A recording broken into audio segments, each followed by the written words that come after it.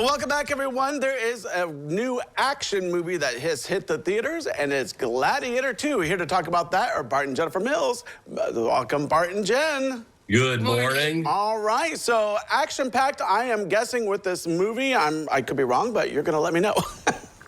Well, yeah, this is, of course, the sequel to the 2020, 2000, right? 2000 Russell Crowe movie. This is 23 years ago. That won Best Picture, won Russell Crowe the Oscar for the Best Actor of the Year, and a variety of other, including an MTV award. So it was a big deal. God bless the 20s. But it was, this was a big movie at the time, and so this is the sequel. It follows along almost exactly the same path. What we have is a young actor, and I'm losing his name now.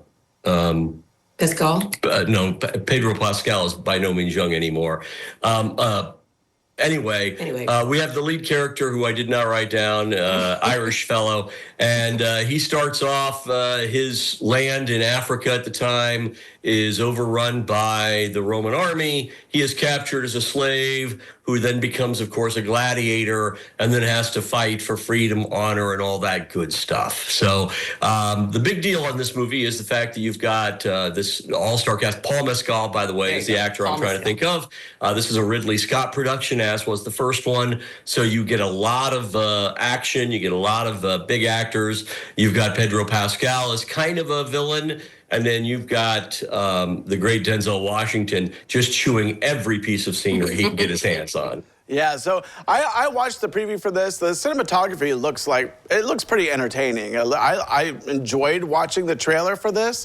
Do things look real? Do they, with the fighting scenes and? I think that, some of it is very good. I mean, we have the disadvantage is if you watch the original, it was all real, right? Because this is 2000, what I say, 2001? But so this was all, we didn't have the CG that we have today. So there's a lot of CG involved in this, but let's not get it wrong. Ridley Scott is well into his 80s, but the man can still make a movie. And the action is good. A lot of the actors are actors, so this isn't John Wick quality action, but it's well done. It's beautifully shot, as almost every Ridley Scott movie is when they intend to. And of course, as I said, you've got some world-class actors in there, so it's well acted as well. Right. So I'm guessing there are tons of ripped bodies in this movie. So Jen, I'm going to ask you, if Bart and I put on our finest loincloths, would we pass? Would we be able to get in this movie? I don't think so, guys. Sorry to say. There are plenty of uggos in this movie. Here's the great advantage of a Ridley Scott or any of the sword and sandal epics is the fact that you have ancient Rome mostly filled with British people, and so amongst British people, you and I are pretty good looking. All right, so this movie is 148 minutes long. It's also rated R. I'm guessing the rated R is because of the gore from all the fighting. Am I correct?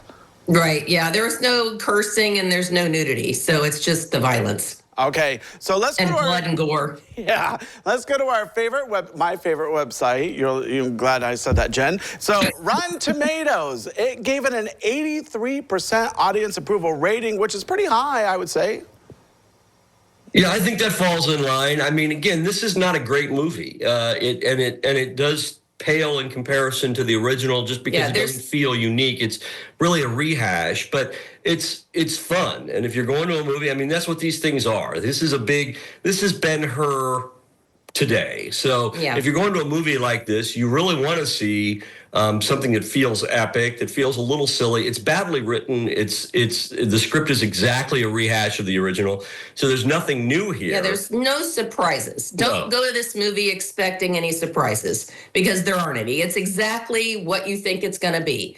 It's a bunch of guys fighting each other brutally. The whole bit where they fill the Colosseum with water and they have them fighting on ships and throwing men into sharks was absolutely ridiculous. But they got to think of something new to throw in there, but there's no surprises. No. All right, so big, unveiling here. I think I know what you're going to say, but are we giving it a thumbs up, a thumbs down, or just somewhere in the middle? I'm giving it a thumbs up just largely because I think people sometimes want to just go to the movies and enjoy themselves. So, and I think just for Denzel Washington, just doing this late phase Denzel thing, he's a lot of fun to watch anymore. So I give it a thumbs up. It's a fun movie. All right, Jen? I would give it a thumb sideways.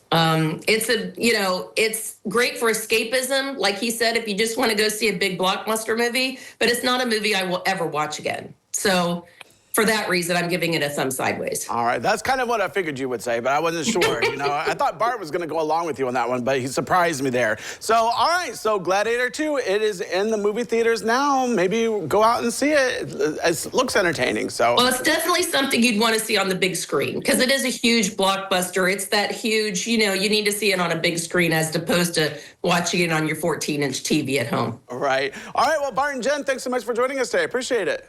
Thanks, Chris. All right, well, don't go away because we have more when we return.